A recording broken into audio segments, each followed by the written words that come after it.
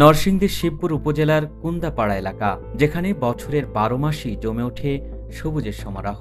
৪ শতাধিক কৃষক সারা দিন রাত পরিশ্রম করে ফলান নানা ধরনের সবজি আর বীজতলা। এখানকার সবজি স্থানীয় বাজারের চাহিদা মিটিয়ে বিদেশেও রপ্তানি হয়, কিন্তু টানা কয়েকদিনের বৃষ্টিতে এখন সেই সবুজ মাঠ পরিণত হয়েছে জলমগ্ন ধূসর চিত্রে। ডুবে গেছে বিস্তীর্ণ সবজি ক্ষেত, নষ্ট হয়েছে বীজতলা। কৃষকদের অভিযোগ, ঢাকা-সিলেট মহাসড়কে সংস্কার কাজের সময় কালভার্ট বন্ধ করে দেওয়ায় সামান্য বৃষ্টিতেই তৈরি হচ্ছে জলাবদ্ধতা।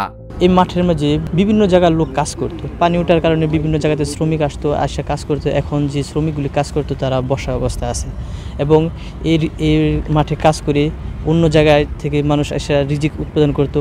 আমরা অনেক ক্ষতিগ্রস্ত, ফসলের জমি নষ্ট হওয়ার কারণে। এর ক্ষতির পরিমাণ বলতে গেলে প্রায় ৪ কোটি টাকার মতো হবে। সরকারিভাবে যে রাস্তা করছে, রাস্তার কারণে এর যে পানি নিষ্কাশনের যে ব্যবস্থা ছিল এটা আগে ছিল, এখন বন্ধ হয়ে যাওয়ার কারণে আমরা কৃষকরা খুবই ক্ষতিগ্রস্ত। টমাটো, লম্বা বেগুন, অনেক কবির মধ্যে বিভিন্ন আইটেম, লম্বা বেগুনের মধ্যে বিভিন্ন আইটেম, টমেটোর মধ্যে বিভিন্ন আইটেম।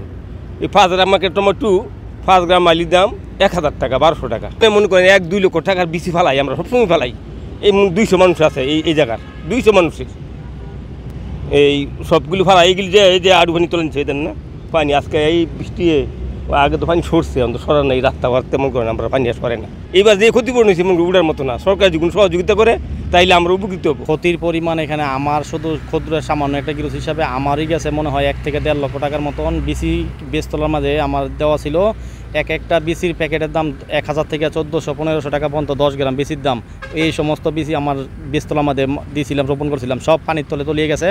এরপরে আমার যে লাউ, মিষ্টি কুমড়া, দন্দুল, বেগুন যা ছিল সব বৃষ্টি, তার টানা বৃষ্টি সব কিছু একবার শেষ।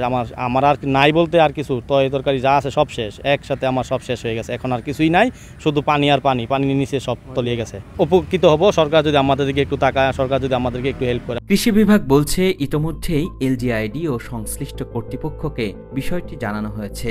দ্রুত সমস্যা সমাধানের আশ্বাসও দিচ্ছেন তারা। নরসিংদীর রাস্তার কাজ হওয়ার জন্য এটা কিন্তু আমরা বারবার প্রেসার দিচ্ছি যে এই পানিটা যাতে নিষ্কাশনের ব্যবস্থা হয়, এটা এলজিইডি এবং সড়ক যারা আছে তারা এটার ব্যবস্থা নেবে। পানি জমলে তো আপনি তো বলতেছেন যে আমাদের নদী শাসন বা নদীর নাব্যতার জন্য তো আমাদের কিছু প্রবলেম হচ্ছে, এটা আমরা চেষ্টা করতেছি ওভারকাম করার জন্য।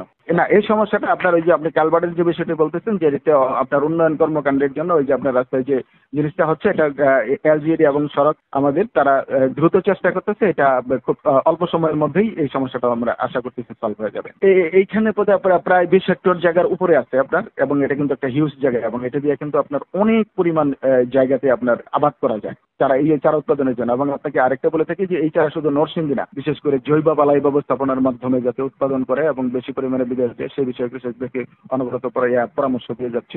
সবজির জন্য প্রণোদনা দিয়েছি, মরিচের জন্য প্রণোদনা দিয়েছি, আমরা কৃষকের পাশে আছি সবসময়। এবছর নরসিংদীতে ৭,১৫০ হেক্টর জমিতে সবজির আবাদ হয়েছে, কিন্তু এমন জলাবদ্ধতা অব্যাহত থাকলে কৃষকদের স্বপ্ন ডুববে ক্ষতির স্রোতে, আর থমকে যাবে এই অঞ্চলের সবজি উৎপাদনের স্বর্ণযুগ।